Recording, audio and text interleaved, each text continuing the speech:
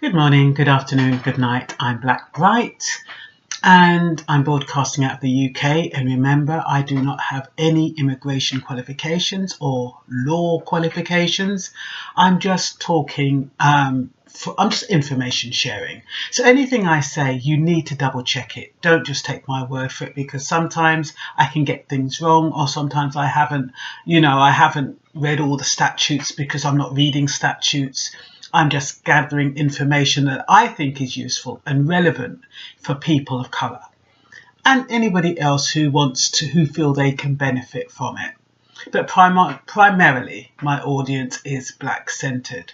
Now, today I want to talk about the difference between removal from the UK and deportation from the UK. Now, why would the government choose to deport someone when they can remove them? Well, removal is not a criminal conviction. It requires anybody who's overstayed on their visa, and that is the only offence they've committed. They overstayed, you can be removed, and there's no criminal conviction.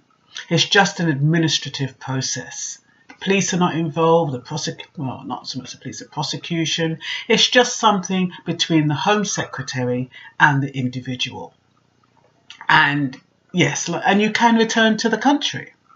So why does the government choose to deport as opposed to remove? Especially those Windrush victims who they deported, who had indefinite leave to remain, who had no criminal convictions. The only thing they had done was overstay. That's probably why they had to bring 164 back, or how many they had to bring back. So what is the premise behind it? I think that is why they're criminalising so many black people not born in the UK, because that is the only way it can kick in. Deportation can kick in.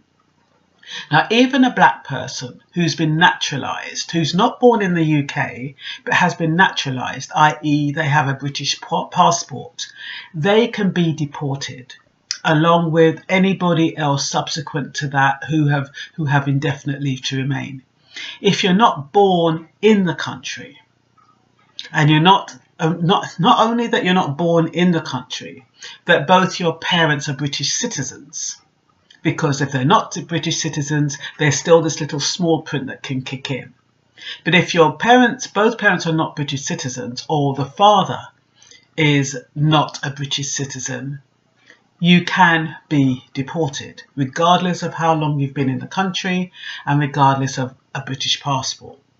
The only thing with, when you have a British passport, I know it's about 1,700, I know it's a lot of money to get one, it is a bit more difficult than if you have indefinite leave to remain. So it's in anybody's interest, or it was in anybody's interest, it's not going to be easy now to get one, to naturalise themselves and get, their British passport. It can still be done if they're clean, they've got evidence, they've got proof, no criminal activity, no gaps in continuous service other than the 6 months or the 540 days over 10 years and all that kind of stuff. But you have to bear in mind there's always a logic to why processes have different names. Now, for me, I would have thought that removal would have been cheaper, just as effective to any black person who's overstayed. I don't understand why they have to criminalise them, put them in detention centres and turn them into criminals so they can deport them and so they cannot return, because that's the main difference between the two. Deportees, regardless of whether they're innocent or not, they are considered criminals. So you go back to wherever you've come from with a stigma, with shame. You're the bad guy. And nobody's going to think that you're innocent or you don't deserve it. So, we have to ask ourselves, why? And if you know of anybody who is being detained just because they've overstayed, you have to look into it. You have to get an immigration lawyer and get some advice.